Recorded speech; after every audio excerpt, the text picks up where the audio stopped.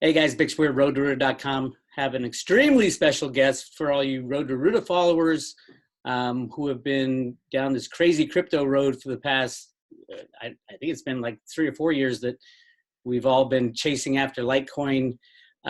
Charlie Lee, the founder, the inventor, the creator of Litecoin, is here to talk with us today and share his thoughts on all kinds of things. Charlie, thank you for taking the time out to visit with us.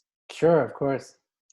I was blessed with 24 hours of John Kim over the last weekend that, I had never, other than the party we threw before the Litecoin Summit when, there was all chaos and we're singing on stage and things like that. I'd never really spent time with John Kim, and what an amazing individual, completely unique and passionate and smart as can be, which I didn't realize. I just saw his craziness on YouTube and Twitter. Really, really bright guy, especially when it comes to the passion for what he's puts his life into right now, which is Litecoin and spreading the word. So thank you for sharing him with us, Charlie. Yeah, he's definitely got a lot of passion. Yeah, we love that about John. And I wanted to get you on, it's funny because I sent John a few topics that we could talk about, topics that basically subscribers said, hey, why don't we ask Charlie about this, and this, and it was pretty ordinary stuff. And then I get, when John was here, we were obviously talking about a lot of Litecoin stuff, in between him teaching my wife all about Twitter, which was really cool. But he was so knowledgeable about all this stuff. And when I talked to him about it, I come from a different angle. I come from the gold and silver world, coming into cryptos, and it's a big jump for me. I was in gold and silver I still am in gold and silver, but for 10 years working with GATA, the Gold Antitrust Action Committee, trying to fight the bankers, and we could take this back, but we really didn't have a sound solution. We knew we wanted to defeat the bankers. We knew we wanted to take back our monetary sovereignty. But when it came down to the 2008 crash, I think it was September 11th is when the money market funds fell apart. There wasn't anywhere to go. And I think I heard that you had a similar start were you a gold and silver trader? Can you tell us a little about your past with gold and silver? Yeah, I've heard of GATA from like many years ago, right? Yeah, so I've invested in gold and silver since 2001, I would say. Yeah, that's right around when I started getting into it too. Yeah, around time when it was only like $200 an ounce. Yeah, it was a good time to buy. Absolutely, especially I think silver was under $4 or $5. Yeah, so I mean, I kind of understood the role gold played in I guess our society as money, and how it's good sound money, right, compared to fiat currency. So that's like kind of the background I had when I found out about Bitcoin. I saw it as like, wow, this is very similar to gold, but better. Was it kind of like right away you recognized that? Or, I mean, for me, it took me probably 2 or 3 years to say, because it hadn't, the properties, they talk about the properties, but the mental change from physical metal to a defined amount of cryptocurrency was a tough jump for me. Yeah, it was pretty, I got it right away because I was into programming. So I actually also understood like the code and some of the crypto behind it. So it was very compelling for me. I saw it immediately as Gold 2.0 or a better version of Gold. The only difference is that it's not physical, and that's hard for some people to kind of get their minds around it, because especially the old gold bugs who. But then again, my argument with the gold bugs was always, it's not physical, but when you compare the properties, there's other differences as well. You got Bitcoin has a defined amount, gold does not, and through my research into the Fed and all that, I found out that there's massively more gold than they tell us. They tell us there's 190,000 tons of gold, more like millions of tons, truthfully, behind the scenes. And the evidence is there, but it takes a lot of digging. So, I mean, if I was to pair, this is part of the reason I got so excited about gold. About Bitcoin was it was defined scarcity, and Yeah. that's kind of like unheard of in monetary in the monetary realm in the past. So I was all excited about that. Yeah, I mean, gold has limited quantities, right? The one problem is you don't know the exact limited amount, and also you hear stories or you hear like people saying like an asteroid could contain like 10 times as much gold as we have on Earth. So if it crashes on Earth, then all of a sudden your supply goes up by 10x, right? Okay. Or if we fly into space and decide to do some asteroid mining, which they're talking about, and undersea mining, and I mean, there's all kinds of problems there. Yeah, and that's one thing about Bitcoin is it's limited supply, and there's no asteroids holding more Bitcoin. At least that we know of. Got a question for you about, so you understood gold, you understood monetary, you probably saw the Fed printing all this money in 2001, and that's when I was like, oh my God, inflation's going to kick in, and I was very kind of green when it came to fully understanding the kind of behind the scenes stuff. And I spent Sure, and like the quantitative easing, right? It's just like these programs just keep printing money to, it seems like it solves everything except the money that's destroying. Well, absolutely. And that's why the problems keep coming up, and they're going to come up again. And that's kind of where I wanted to talk to you about, because in 2008, we didn't have a choice. We really didn't. We couldn't go back to gold and silver, mainly because, we had moved on past it. And there wasn't many people who really still had that sound money, gold and silver only mentality, other than some bankers and some investors. So we, in 2008, the gold backing never came up outside of the gold bug world. Mm-hmm. This time, when we know we're going to get another monetary crash, I'm thinking it's pretty close considering what's going on with the derivative world and Deutsche Bank. But what I was hoping all along with cryptocurrencies, and one of the reasons I got in, was that we would have another choice. I'm not saying that Bitcoin or Litecoin or anything is going to be the answer to everything.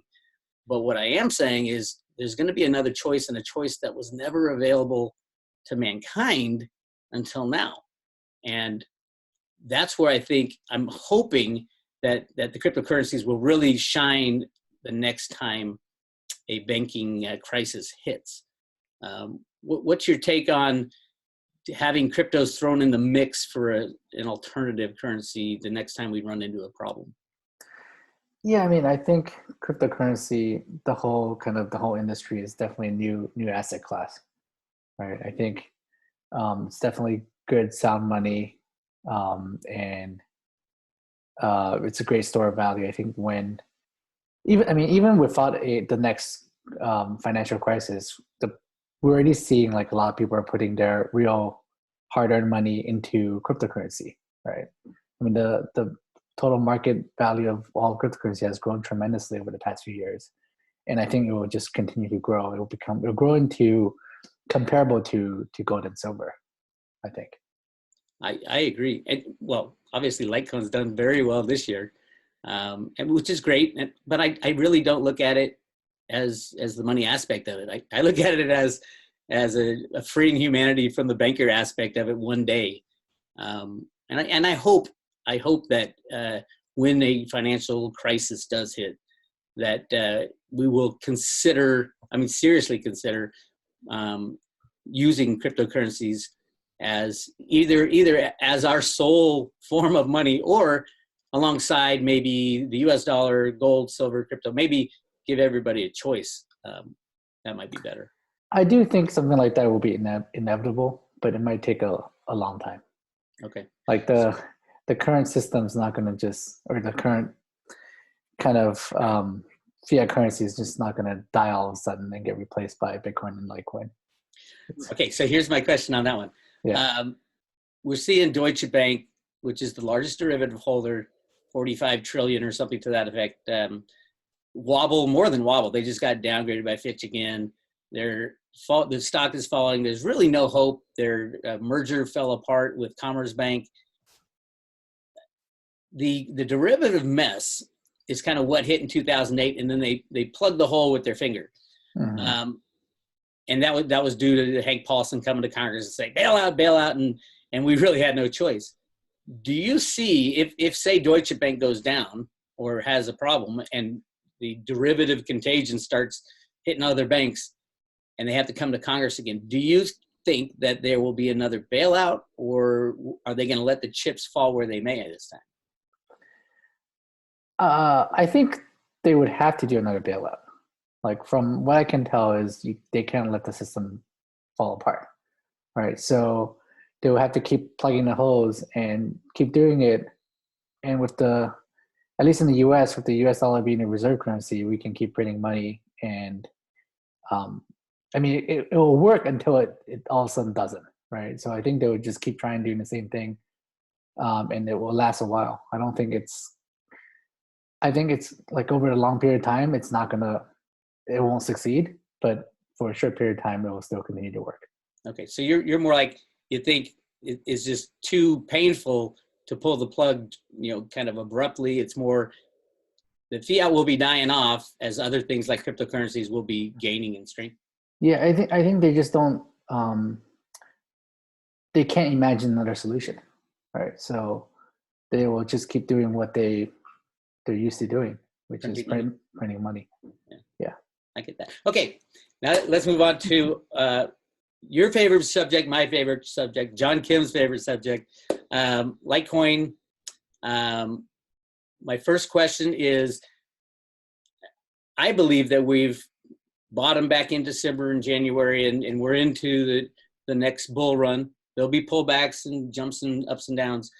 But I do remember in December, January, hell of a lot of FUD coming out about Litecoin. And Litecoin seemed to get a lot of FUD. I mean, I don't know what it is about Litecoin. Maybe it's because everybody's so cool and nice in the Litecoin community that outsiders just want to attack us just because, Honestly, I wouldn't say we get a lot more FUD than other coins. It's just that if you're focused on Litecoin, then you see most of the FUD. Okay. I think other coins get their own FUD also. So okay. But one of the issues back then, and there was an article posted, a few of them saying, well, Litecoin has no use case. And I was jumping up and down. What do you mean? It's got the ultimate use case, which is the means of exchange, and that's what you're working on. Can you give us a little update on how close we are as a means of exchange on a broader level, other than just within the crypto community? For example, if there is a banking wobble, how quickly do you think Litecoin could be available for the masses to use? I mean, I think today, even like Bitcoin, we're still in kind of like the speculative phase, right? People are still just buying and holding. They see it more like an asset class than actually like real currency, where people are actually using it daily to buy bread and milk, for example. Right. So we're nowhere near that yet, right? Well, and we don't really need it yet. We don't need it yet, right? But if push comes to shove, we need it, we'll be ready. Yeah. Right. So yeah. So I think it's fine. We can take our time to build out the asset class, and the market cap of the coin really has to be a lot higher for it to be a real global currency. Mm-hmm. Right. A few $1 billion market cap is not going to cut it. Well, I'm all up for that. Let's fire on that one. I agree. Okay. Now I want to move on to something that I have been dealing with for 20 years now, long before Litecoin and long before Bitcoin, and that is market manipulation via computers and derivatives and false volumes and things like that. I had fought that for so long with my friends at GATA. I mean, we got down to who was doing it, who invented it. Alan Greenspan was a huge computer programmer in the 60s and 70s, invented these trading programs and, brought them to the Fed and the exchange stabilization. I mean, it's just massive rigging. And so it's all Alan Greenspan's fault. They blame him for everything else, might as well. Did you know he was a computer programmer? I didn't. Yeah. Him and his childhood buddy was John Kimony, who's the inventor of BASIC. And yeah, he had a secret computer. It was punch cards back in the 60s. So he had a secret room next to his office, and these huge computers in there churning up all kinds of data with the punch cards. That very much the old days. But I think that really brought into the markets, computers brought into the markets good things, efficiency and all that, but it also brought the bad things, the high frequency trading, the absolute criminality when it comes to whether or not these exchanges, the gold and silver markets especially, are trading real things. There's basically two markets for gold and silver. It's the COMEX and the LBMA. The volumes are off the charts. I mean, silver trades 300 times the underlying amount of silver that's available to trade. Mm-hmm. And I was all excited about cryptos when they first came out. I'm like, oh, this is awesome. We can do this right. It's only truth and honesty because it's all blockchain stuff. And then we have the exchanges, and then we see volumes going off the roof, off the charts. We see, all the high frequency traders coming in, the SEC saying, or the CFTC saying, we're not going to regulate exchanges in cryptocurrencies. Probably not yet. I don't know what the solution is, but I can see the chaos if we shut down the markets, but at the same time, I can see if we don't do anything about this massive fraudulent volume, it's going to turn into a gold and silver thing, which has lasted for 50 years. What is your take on? I know your brother owns an exchange. What is your take? He used to. He used to. The exchange BTCC in China has been shut down. Okay. Yeah, so he used to. Okay. What's he doing now? He's doing it's a secret. He's working on something special. Okay. He's hanging out. Awesome. So what's your take on kind of, can we clean up the exchanges? Do they have to crash because everybody pulls their coins out like Trace Mayer is saying? What's your take on that? Well, I'm not an expert on like the exchange market and the derivatives and the kind of the manipulation involved, like going on. I think it's bound to happen, like market manipulation. People who have a lot of money can try to manipulate the market.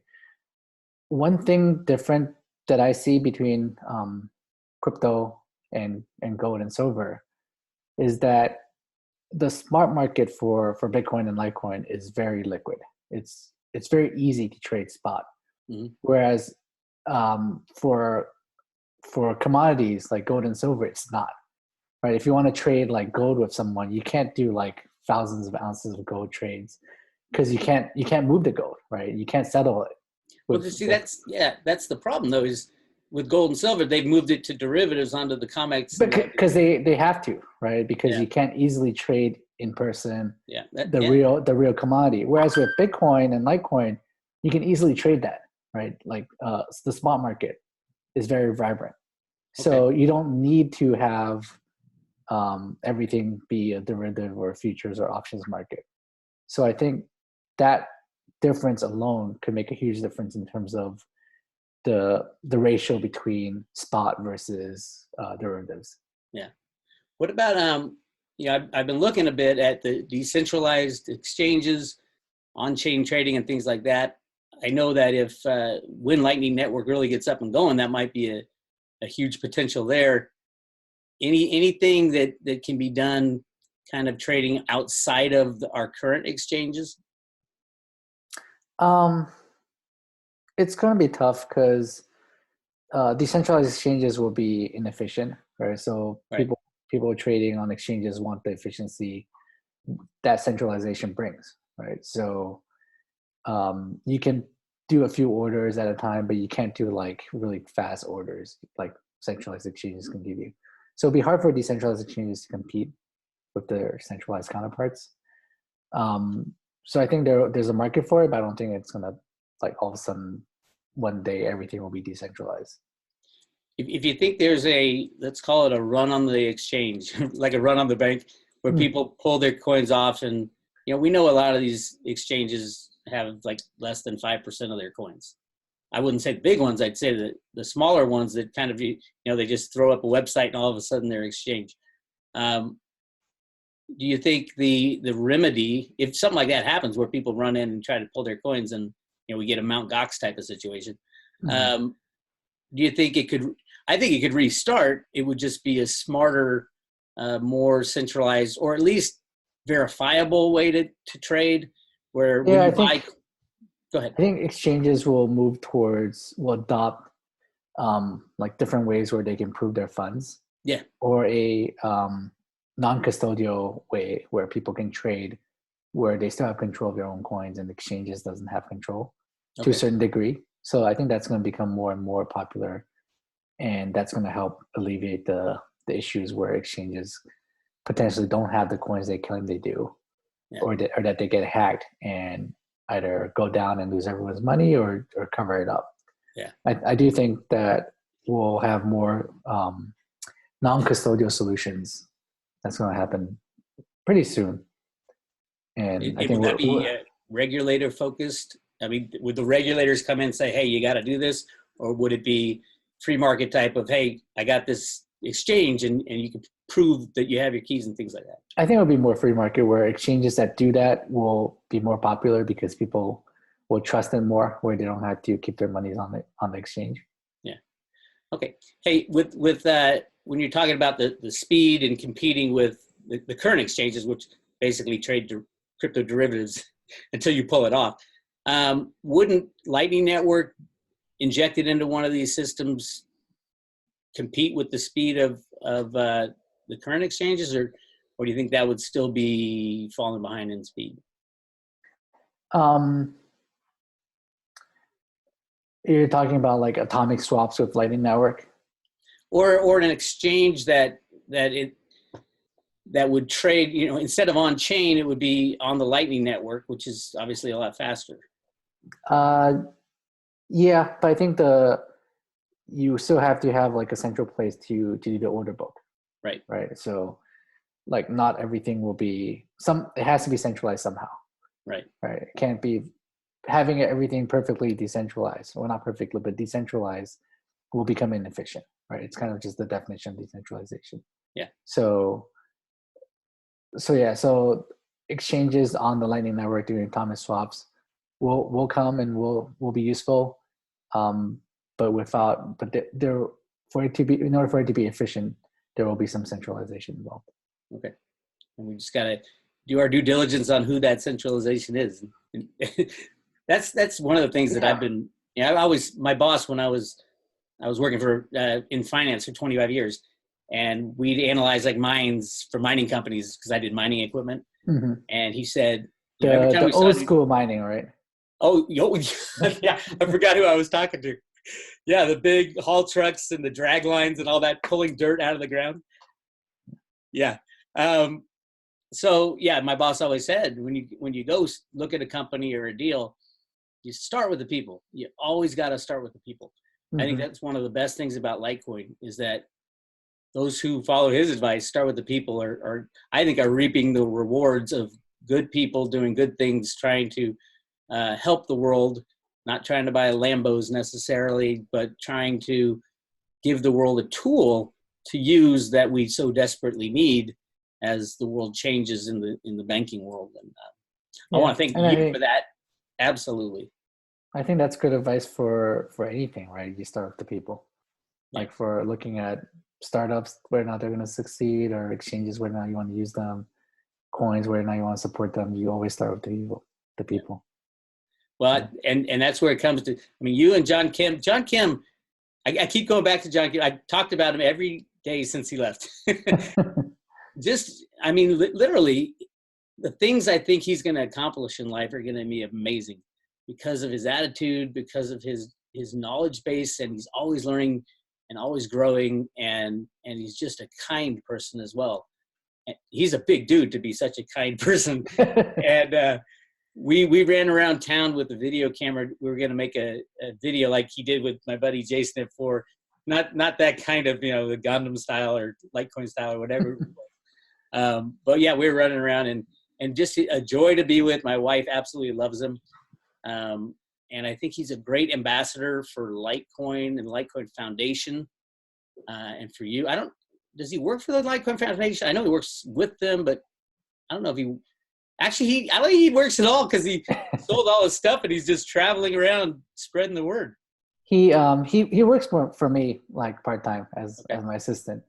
Cool. And he does a lot for the Litecoin Foundation. I mean, Yeah. yeah. So it's hard to figure out exactly what he does and who he works for, but everything he does is for the good of Litecoin. So It was special hanging out with him, and I've turned all my followers onto his Twitter, and he told me, he goes, dude, you got to be on Twitter.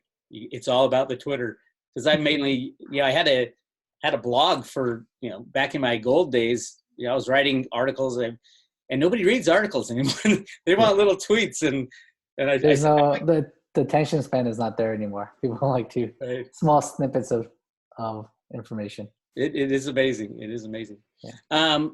Turning quickly to the Lightning Network, I confess, I was one of those guys in the early days saying, we need it faster. It has to be faster. The banks are about to collapse. We need something to use as money right away. And I was like, no SegWit. And I was wrong. The banks didn't collapse right away. You were 100% right. And you were the big pusher of SegWit back in the early days when all the Bitcoin guys were fighting that fight. And I think you're being proven right now with what's going on with the Lightning Network, the potential of all these things that can be done with Litecoin, not just as a means of exchange. Can you kind of give us a taste of things to come with the Lightning Network? And I'm not saying give me a date, but kind of where are we and things that the Lightning Network can help Litecoin investors? Yeah, well, I'm not working on Lightning itself, Right. but I know what's going on, sort of, right? So I guess stepping back, I think the reason why I'm a big proponent for SegWit and Lightning in the first place is because I realized that all these in order for Bitcoin Litecoin to succeed, it's not just like the base layer, right? You have to build layers on top of it, which is faster, cheaper, and has a different kind of security profile. So, and Lightning is that, right? There may be other solutions similar to Lightning that's built on top of the base layer, or even built on top of Lightning, right? Like layer 3 solutions, for example. But the general idea is that you want to build on top of it, so you don't sacrifice the kind of the security and decentralization of base layer, which proponents of like Bitcoin Cash are doing, right? By increasing the block size is not the solution, because there are trade-offs involved, right? And I think decentralization and censorship-resistant money is like the reason why there's value in these things in the first place. So if we don't want to sacrifice that, we have to build on top of it, and Lightning Network is a solution. So people are working hard on it. It's still kind of work in progress, right? It's going to take a while. For example, the internet, for example, didn't get built in a year, right? So I think things in the future, people moving Bitcoin, Litecoin around on Lightning Network or other networks, it's hard for us to imagine today how things will work, like even just a few years in the future. Right. Yeah, so I don't know what's going to happen, but it's pretty exciting. Yeah, I'm feeling the excitement. I was watching. I watched your blog interview with Laura Chin. Laura Chin. Yeah, Laura Chin. Unchained. Yeah. Awesome interview, and I all my followers, get out there and look it up. It's Unchained podcast, where Charlie talks about everything, his life, his early days with Litecoin, and where he sees it going. And that was a great interview. Thank you. And it's like a one-stop shopping. There's nothing left to ask Charlie after that interview. I hope that's not true. No. I do want to talk. Kind of my last big topic I want to talk about is the importance of the Litecoin community. And I'm involved with it in my world with my people. I've probably got 10,000 followers who are just gung-ho Litecoin, some off the charts, and some saying, well, I bought it, but I'm not sure how great it is. So yeah, it's one of those things. with the community, I think Litecoin, out of all the other cryptocurrencies, by far has the best community, the best people working on it. There's good people in other ones, but Litecoin, and I think that's going to help us in the future move forward. I would just encourage you to keep encouraging us, because I like to tell people, Charlie made this football, and he's given it to people to run to the goal line with it, and that's our job. Any words of encouragement for us? Yeah, I mean, I think I do agree. I think the Litecoin community is, how should I say this, probably the least toxic of all crypto communities out there. We're all, well, I will not say all, but most of us are working towards just in general, like adoption, right? Getting people to hear about and understand Litecoin, Bitcoin, and just cryptocurrency in general, right? Learn about it, figure out why it's good, sound money, and how they can kind of help to make that happen, right? It's not being like a decentralized currency. Litecoin is not just going to succeed just by itself, right? Everyone needs to kind of chip in. I keep telling people keep asking me what I'm doing for Litecoin, right? And I shoot back and say, what are you doing for Litecoin? Exactly. It's not just what I'm doing that will make Litecoin successful, right? It's basically what everyone else is doing. And I see that happening, right? People like, for example, like John Kim is one good example, right? He kind of just had a passion to try to help out, and he's putting effort and putting his time into it, and it's really helping a lot. And there's a lot of other people doing that. And I think, yeah, slowly but surely, we're going to kind of succeed. And it's not just about Litecoin, right? It's just about cryptocurrency in general, I think. Yeah. Well said. I want to thank you for your time and your passion and everything you've done in the past and everything you're going to do for us going forward. Charlie Lee from Litecoin. And I want to end with this famous saying from some famous rock star. It goes, Litecoin is the right coin. Thank you all for showing up. Thank you. Thank you, Charlie. Yeah. Hey guys, one more thing. We forgot to talk about at the end. We were going to talk about the Litecoin Summit. It's coming up October 28th and 29th in Las Vegas at the Cosmopolitan Hotel. On the road to Ruta, we're going to do a party beforehand, an event and a party. Full days thing. It's the 27th at the Cosmopolitan as well. If you want to go to the Litecoin Summit, go to the Litecoin Foundation, and they have a link there, and you can sign up for the summit. Make sure you get in early and get your tickets. I believe it will sell out by then. Litecoin should be absolutely crazy by October. And if you want to go to the Road to Ruta event, Bitcoin Ben's going to be there. Charlie's going to show up, of course. Dick Allgaier, Jason F4, a bunch of my friends. And we're going to have a blast. But those tickets are running out. If you want to go, send me an email, bix@roadtoruta.com. It costs one Litecoin. It used to be $24 to get in. Now it's, $130. By showtime, it'll be, who knows? We're hoping $2,000, right? Somebody keeps throwing out 2,000. I'm like, that wouldn't be bad, right? But yeah, if you want to go, send me an email, bix@roadtoruta.com, and I will send you the information on how to get your ticket. Again, I want to thank Charlie for his time. Thank John Kim for setting this thing up. It was a great conversation. And I would love to learn more about where Charlie thinks the future of Litecoin is going and how it can help us navigate this crazy, crazy, crazy world of fiat money and banking that we live in today. Anyway, this is Bix Weir, roadtoruta.com. Make sure you go to Road to Ruta and check out the website and see if there's anything you like there. I'll talk to y'all later.